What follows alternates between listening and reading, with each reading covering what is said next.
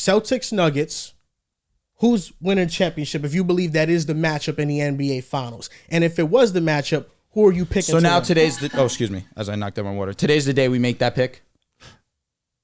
Yeah. Okay. But hold up. Just last episode or the last one I missed, you didn't want to give your pick because you wanted to see a regular season game? I wanted to see how Boston would match up against Denver. We played earlier. They won by 2. They gave us our first L at home. And now this game, they won by 6 or 7 points. I feel like this is deeper in the season. Teams are kind of what they are at this point. Yeah. And in this matchup, it kind of told me all I needed to know about a series that would happen. So wait, since that first game was in like December. Sorry, January. side question. Just quickly talking about what we talked about before. So since this is, this is where teams start to figure out who they are. Since the Clippers beat the Minnesota Timberwolves the other time, do you think they're a first round exit, or do you think they're going to come? We're going to get into that. I think the Clippers, out of the top 4 teams that we talked about, this was also we're just scrambling topics. Just want to ask. Cat got injured. Cat's injury changes things for me. Okay. But if Cat's healthy, I think Clippers are still most likely to be upset in the first round. I know, but that's just how I feel. Okay. I think the Clippers, their defensive rating has dropped off a cliff, and quite frankly, I'm gonna share some stats later on in the show that make me not trust 2 of the 3 Clippers top guys. I think the Denver situation is different because Denver we just saw win a championship, and Denver we've seen on their championship run last year and the regular season this year. Fourth quarter comes around. There's not another team in the NBA I trust more than Denver. Nikola Jokic, shout out to Nerds that had a take that seems crazy in the moment, but the way he's playing right now, Nikola Jokic, in terms of as a post-up player, is one of the most dominant plays we've seen in NBA history. It is really difficult to stop this man because he's such a great passer and has such IQ if you try to double him. And Aaron Gordon at the dunker spot, it's funny how in an era where everything is 5 out, where you have just 3-point shooters everywhere, how Aaron Gordon has really unlocked this offense in a way and has changed the way that in the fourth quarter in crunch time, Denver's been able to play. So I think Denver should be the favorite. I think the fact that they won the championship last year and you have Nikola Jokic, who currently sitting is like on a generational type run, right? He only has that one championship, has multiple MVPs, but 5 years from now, we could be looking at this run as, one of the greatest we've seen in our lifetime. He's just still super early on into it. That's why I think if you have them over Boston, I can't be too upset. And I've said this when we went over our midseason grades, because we were talking about the Celtics have to win a championship or at least get to the championship. I think Boston all season long have been called the favorites because their floor is the NBA championship. Nobody thinks in the East that they could be fucked with. Not the Bucks, not the Sixers, with Embiid or really anybody. The West has always been a little bit different because, like you mentioned, there's just a lot better teams. You had Minnesota this year. The Clippers were looking fantastic. You have talented lower seeds like the Lakers, Warriors, Suns. But to get to making the championship, which is the Celtics floor, and winning it, is Jason Tatum, as I mentioned before, becoming a top 5 player consistently night in, night out. Because we could talk about how Porzingis has been great in the fourth quarter and how they've been one of the best teams in the clutch this season. Drew Holiday is the best 5th starter in the league. Derek White's the best 4th starter in the league. But to go from making the NBA Finals to winning it, that's when you need your best player to show up. And Jason Tatum in this game did not show up. When the playoffs come around, has he had his stinkers? Yes, absolutely. I know you had your whole 67% such and such. I've seen Jason Tatum do it. It's just a matter of can he do it now in the Eastern Conference Finals or in the championship series. If he's able to do that like he's been doing for stretches, like we've seen him drop 50 in Game 7s, take over fourth quarter of Game 6 against Philly, he has those moments in him. Like he has the talent. There's no real weakness in his game, but he has to get to that mindset of if we're going to win a championship, you need your best player to be fucking elite the entire time. Nikola Jokic, Steph Curry, LeBron James, like all of the dudes who win championships, it's not just they were mostly good. No, they're going on dominant, sometimes historical runs. That's what it takes to win a championship. So I think that's kind of this is a therapy session right now. For I feel, but I felt this way. Like I said this when we did our report cards. Like Tatum has to play at a top 5 level, and I think people were saying like it's Joe Mazzulla. I've seen some shit like when Jaylen Brown takes over the offense, it's just not the same. I'm like, it was this fucking 1 possession game with 50 seconds left. I think we were okay, but at the end of the day, for the Celtics to win a championship, Jason Tatum has to play at a top 5 level. You said something good there. You said Jason Tatum, he's done it before. Something about good, great, about how he plays. He is a great player, there's no doubt. But in watching this game, the biggest thing that stuck out to me was the fourth quarter offense between the two. Everything for Denver runs through Nikola Jokic, and he can guarantee you a great possession every time down the floor. With Boston, it's matchup dependent. Oh, if Jaylen Brown has Jamal Murray on him, let's give him the ISO. Let's try to get a switch onto the weakest defender for whoever. It's usually Tatum or Brown, but there are possessions where they also go to Kristaps Porzingis if there's a mismatch with him in the post. There's not that true guy they're always going to go to in the fourth. This year, Tatum has struggled in the fourth quarter mightily. The only player worse in the fourth quarter that has 45 clutch field goal attempts is Klay Thompson. Tatum is the second worst. He's shooting being next to Klay 32% in the clutch in the fourth quarter. Jaylen Brown had a fantastic game. The 3-point shot was not here for Boston this game. Neither was Denver's, though. Here's why I think Denver's going to go back-to-back. Nikola Jokic should be a 3-time MVP. He's 2-time MVP, but he should have won last year. It should have been his award. They didn't give it to him because he didn't have a playoff run. And that was a bad way to judge a regular season award because I thought last year he might not have won this year, though. He was better than Embiid. Yeah, I don't think he would have won this year. I think Embiid healthy would have won. But now Jokic has a chance to win this year. It's still a possibility. It's him at SGA for sure. There's just no team that has the chemistry that Denver has. If you're going to beat them, you have to have some all-time great players on the other side that go nuclear in a way that Devin Booker did for a couple games for Phoenix, and you have to have your depth pieces rise up. But I've noticed something about Tatum is that I feel like against lengthier wing defenders that are tall and can match his physicality, he tends to struggle against. I saw him play the Pelicans, and against Herb Jones, he did fine against Herb Jones. That's because Herb Jones is on the slenderer side. But when you're going up against somebody like Aaron Gordon, like MPJ is not as thick, but he's taller than Aaron Gordon. Mm-hmm. I feel like he struggles against that type of length. And I came to a revelation about Jason Tatum. Oh, and good. It's one of those dark room moments. They've worked so well in the past. Jason Tatum is not elite at any one thing on offense. And that's why in the fourth quarter, he doesn't have a go-to. With SGA, I know he hasn't been in the playoffs, but I'm just talking from a play style standpoint. I know he's going to get to the mid-range. He's going to get to a spot, and that's what he's going to use in the fourth quarter. For Jason Tatum, he's a good to great three-point shooter. He's not an elite one. Mid-range shooter, he's below average. He can drive to the basket, but doesn't do it enough for me. He's good, not elite at that. Finishing, he's great, not elite around the basket. Isn't he shooting like 70-some%? Yeah, he was like 75. That's pretty great. Getting to the free throw line, he's not elite at getting to the line. He's not an elite playmaker. So what is he elite at? He's a jack of all trades that can do multiple things on offense. But you look at these great players in the league that have won championships or that I think rank above Tatum, they have a go-to in the fourth. And I think that's why Boston becomes very matchup reliant in the fourth because Tatum usually doesn't have that go-to. I don't completely disagree. Like, he's obviously not a shooter like Steph or as physical going to rim like LeBron or anything like that. But I think the fact that he could do any of those things is kind of what makes him scary on offense. Is like he could step back and hit this three. He could drive on me. He was been one of the most efficient in terms of forwards, one of the most efficient post-up players in the league this year. So while I agree that maybe he's not the best in any specific attribute or category, the fact that he could do anything to you, that's what makes him such a great offensive player. Is he not an elite offensive player? You wouldn't say he's an elite offensive player? I think an elite offensive player. He averaged is 30 Luka. last year. I don't Jokic, Steph. I don't think Tatum. We're just gonna keep that class like five. Kevin Durant, because it is a different type of class. When we talk about the offense that Jokic generates, it's a different type of class. That's different. That's different than the angry. Offense anyone. It's not semantics. It's a fact. Is it not a fact? I look at these guys and think, yes, Jokic, you're elite. You're amazing. You're the best of the group right now offensively. Luka Doncic, you're in that category too. Steph Curry deserves that offensive respect. Kevin Durant. Like, don't we look at a Devin Booker and think this is an elite scorer? He's an elite offensive player. No, but I understand that. But still, and I went and said scoring also.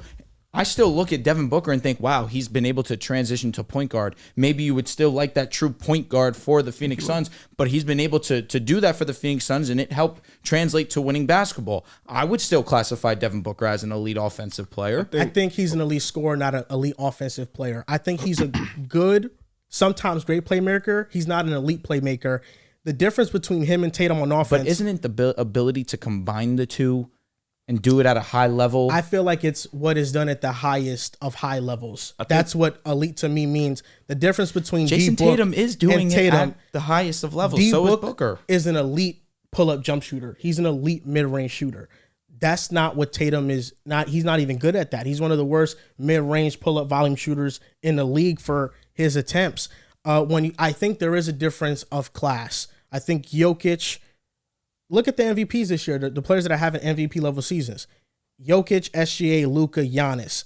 I think what they're doing offensively is in a different class than what Tatum is doing offensively. And that's with all due respect to Tatum, because he's a great offensive player, just not in that class. I appreciate that. But I think winning a championship, that's kind of where you could find that elite trait too.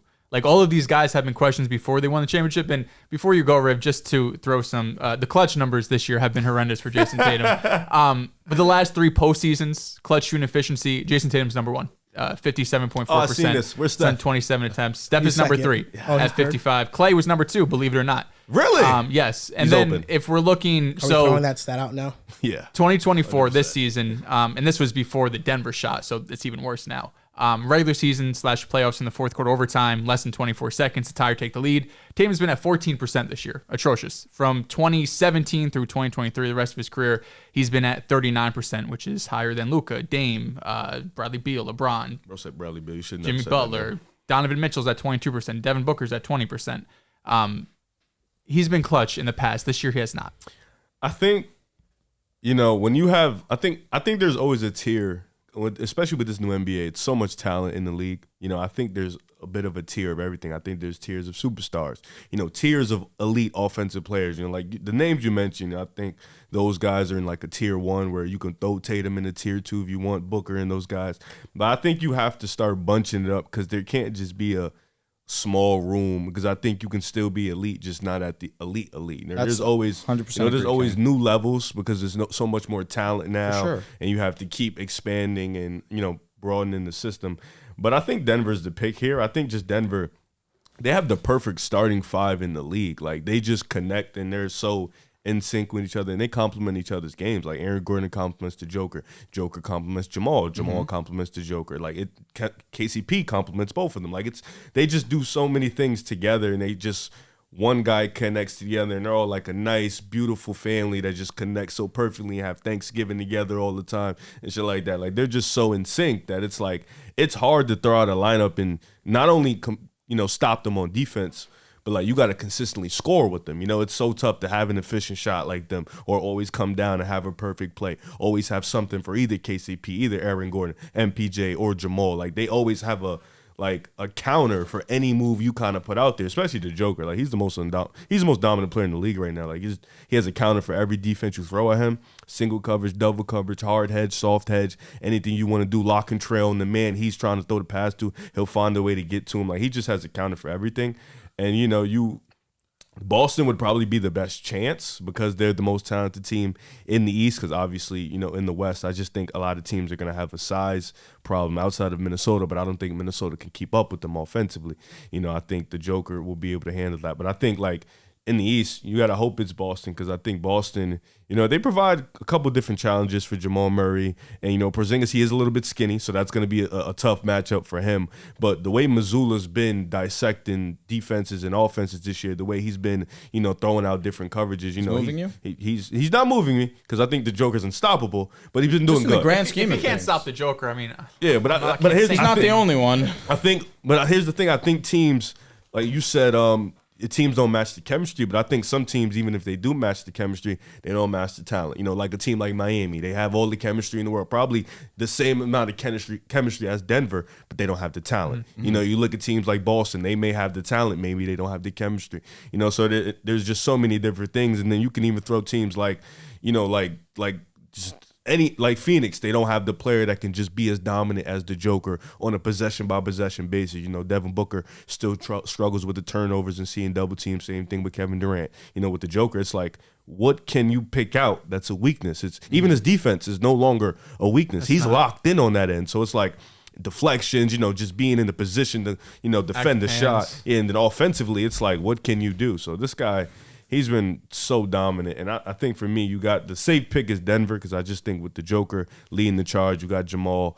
I think they'll pull out this one. Well, Missoula is sorry, true. It's okay. The one thing I'll say is Missoula, at least in this Denver game, he went double big more than I've seen damn near all season. Tillman and Porzingis were out there. Tillman and Al Horford. My guess is if they did match up again in the playoffs, or excuse me, in the finals, he didn't start with Horford and Porzingis, but I think they're going to be forced to at some point. Who comes off? Probably Drew Holiday, I would assume, over, of course, like Derek White. But it might be Derek White that comes off. I don't know. Derek White's been so great for us. It would be tough to take him off. But regardless, Al Horford, I think, is probably their best bet just because he has the strength and the height to kind of match up. Porzingis has the height, but he doesn't have the strength. We've seen Horford, of course, Embiid is not the same player, but he could go pound for pound, you know what I mean, in terms of like weight. He's like 260. Jokic is 30, 40 pounds heavier is the only thing. Is he the strongest player in the league? No, Steven Adams, I thought. Okay. Jokic is one of them. He is. It really is funny. Riv, I like a lot of what you said because the way that I feel is I look at the overall talent. I think that there's more talent on the Boston Celtics. They're a deeper team than the Denver Nuggets. But the greatness of Nikola Jokic just being the overwhelming star of the series, and that's no slight to Jason Tatum. We know who we're talking about. This is the best in the game right now. And the fact that you tweeted it, and it's true. I mean, it didn't take a rocket science to understand that, but in the biggest moments, Jamal Murray is one of the most trustworthy guards in the game, and there's no one that compliments Jokic the way that, well, I should say, there's no one that compliments Jamal Murray the way that Jokic is, obviously, because anybody can go in there, and let me not say anybody, let me not slight Jamal, but they work so well together, and they have the history of winning a championship. You have the history of Jamal Murray being an elite playoff player himself. So I look at just the chemistry. I think that was perfectly said, Riv. They already know each of their individual roles. MPJ understands, if I get the ball, my role is to do one thing and one thing only. I'm going to put this shot up because they know I'm an elite shooter and I have to stretch the floor. KCP is another one that he goes and he can stretch the floor. Obviously, can make the extra pass, can get theirs. TV. And then you have Aaron Gordon, like Joel mentioned, always going to be in that dunk spot, looking for a second chance. But then on the defensive side, you have KCP that can lock up. You have Aaron Gordon that's been one of their go-to defenders. MPJ showed in the playoffs last year that he can be a solid defensive player himself. And when he needs to, Nikola Jokic can defend at a relatively high level. There's just so much trustworthiness with the Denver Nuggets, where with the Boston Celtics, we always have that wait and see. I do believe they're the more talented team. But it'd be disrespectful to Nikola Jokic and, of course, Jamal Murray, who's been an unbelievable playoff performer in his own right, that you should right now favor them. I think that it's natural for every year to kind of pick a different championship winner just because we all love parity. I think that's a big reason why nobody year to year is always picking the Chiefs to win. Boston, bro. You should pick Boston. Parity. They haven't won. I'm getting to what I'm about to say right now. Oh, sorry, I interrupted you. Sometimes it is just the best team. They're just the best team, and that's what the Nuggets are. And they're just the best It's team. interesting because you really take a look into the advanced numbers compared to last season. Like, this isn't a great three-point shooting team. They're 4 for 20 against us, I think, on Thursday. They're really an average three-point shooting team. But in the playoffs last year, we saw exactly. That's what's scary. We saw them rise up, and against the Lakers, I felt like they couldn't miss a three to save their lives.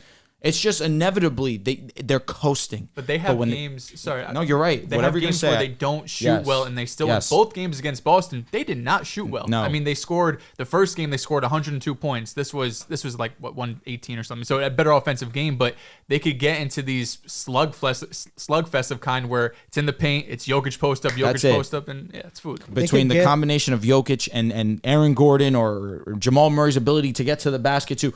All of their best scorers can finish at the rim and can get theirs in around the paint. They can get an efficient offense without shooting well because their process is never wrong. Every time down the court, even once in a Boston game late, they might have missed the threes. They were open threes. They were the right shots to take. their process down the court is always the right one. And eventually that's going to yield positive results. And in their case, they shot poor from three and they were still great on offense. Yep. The offensive rating numbers were still excellent. Last year, before Phoenix made the trade for KD, Denver was my pick to make it out the West and win the championship. This year, kind of been waiting for a team to sneak up and be like, we can beat them in a series. Denver's going to go back. Rich. Denver's going to go back to back. And it's not only because of their greatness, but in a matchup against Boston, Kristaps Porzingis, in a series where he has to guard Jokic, that type of physicality, is he going to have the legs to shoot in a 7-game series? Down when you're at game 5, is he going to be as consistent? That worries me. But that's where you rely on JB and Tatum because their matchups are better than that one. And that's when you try to rely on Horford, and they played Tillman a ton. They like that matchup. Didn't I wouldn't even say that because I seen Aaron Gordon on the wing on the road to the Nuggets winning the championship be an elite wing defender.